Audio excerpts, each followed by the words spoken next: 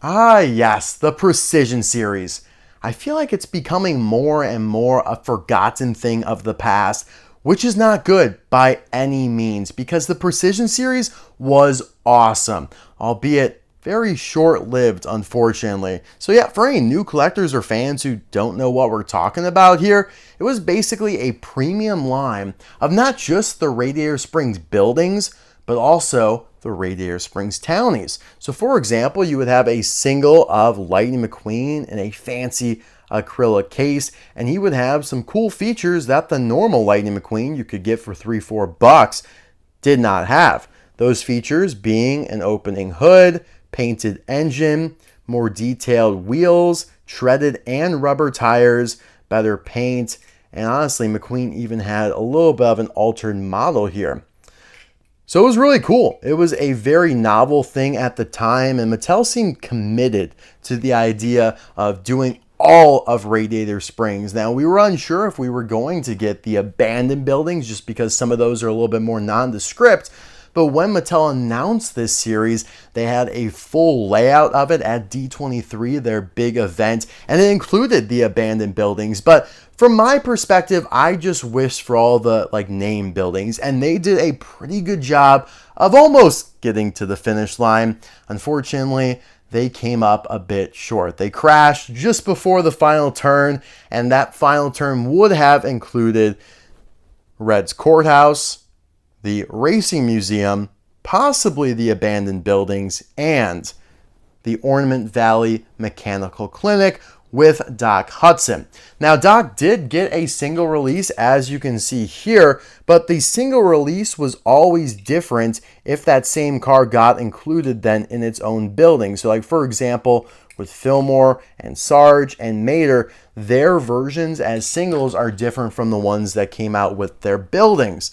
Some, for example, Mater, I think it was the single version that had the working tow hook, whereas the version in the playset also had a different expression, but it had working lights, or one light, sorry, Mater. So it's very unfortunate.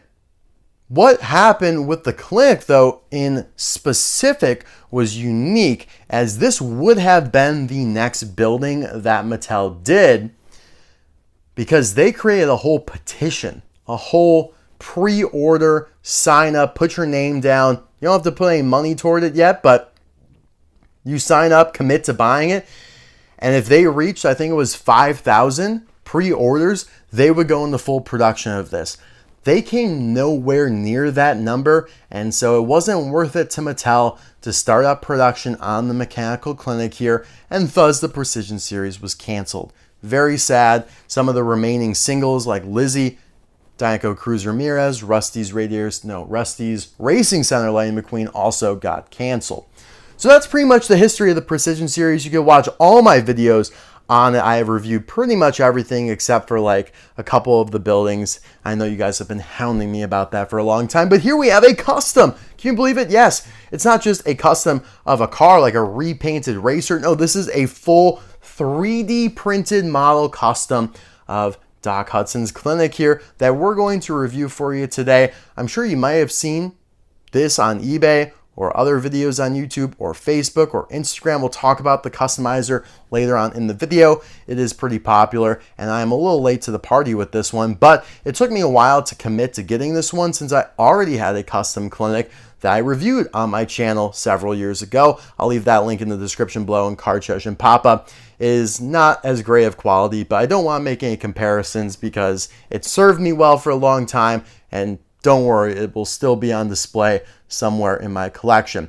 So, as you can see here, it is the clinic in the front, and it is Doc's old garage in the back. And we're going to take a tour and install some of the additional pieces that were sent along with it.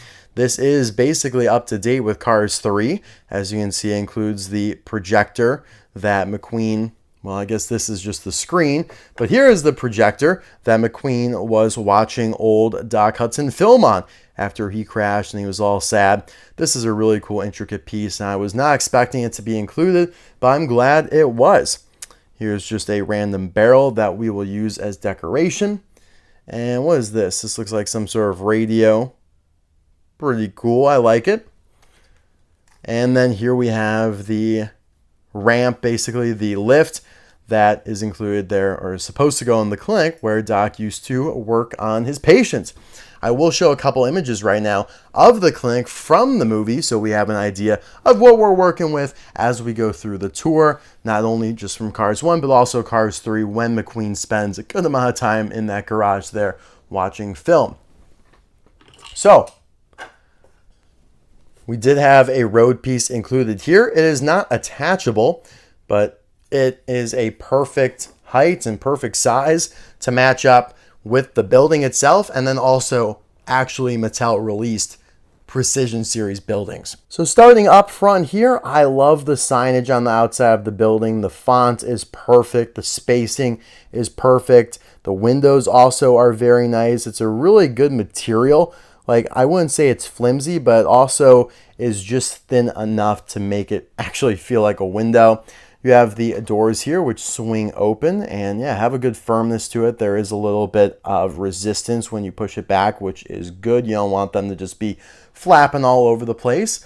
And you can also see the detailing here on the pavement itself, some dirt spots, some, irregularities within the concrete. So I love that attention to detail. And then here you have the roof, and I would just grab, you could kind of fork it open from wherever, but it's easiest to grab on that little smokestack or whatever ventilation unit that was. And here we have the inside. You can see all of the wrenches and other materials that Doc has shelved up. Some bottles over there, obviously all the shelves. Very, very cool. And this is where that lift I was telling you about would go. You can also see his reading monitor there. If he needs to take any x-rays, you do have the outward window. That looks really cool, how clear it is looking out. So let's install the lift here. That's just going to sit right there. And then Sheriff, who we actually see on the lift in the movie, it looks a little, I don't want him to roll off. Oh, that's perfect. Look at that. That's awesome. Balances perfectly. Really cool. And there's like a little piece there on the front of it to make sure he doesn't roll off the front. Yeah, that's awesome. I love that. I'm going to just remove him because I know my clumsy self would knock into him. There is no access to the garage from the clinic. I kind of thought there was in the movie, but I very well could be wrong about that. So yeah, the roof just easily plops right back into place here. Very even, very smooth. Doesn't feel like I'm damaging anything when I open it up either, which is a plus. Sometimes, even with Mattel stuff, you feel like every time you open or use one of the plastic mechanical features, you're stretching out or you're cracking the plastic somehow, but this is just all very fluid. So you can see here on the back doors, more signage, private property, no trespassing, keep out. Some intimidation tactics by Doc. You have the light that overhangs the door there too. And again, whatever ventilation unit that is, you could just yoink and in you are. So not only were those loose pieces included that we're going to take a look at here soon, but there is still a bunch secured into place, lined up against the walls. Absolutely beautiful. I'll just let you guys soak all this in here. You have the iconic newspaper that Doc talks to McQueen about in the first movie. Some nondescript materials and looks like additional ceiling tiles over there or something. Now we have to remember this is technically Cars 3, and so it is not quite as messy. It doesn't have the piston cups just haphazardly tossed around in some boxes that McQueen discovers in the first movie. I like that shelf there. Just great attention to detail, filling out that shelf. A lot of people could have just left that blank and called it a day, and it wouldn't have been that big of a deal. But really just an all-out effort here on all fronts. I know you guys are probably wondering what it looks like on this other corner here, so I will maneuver.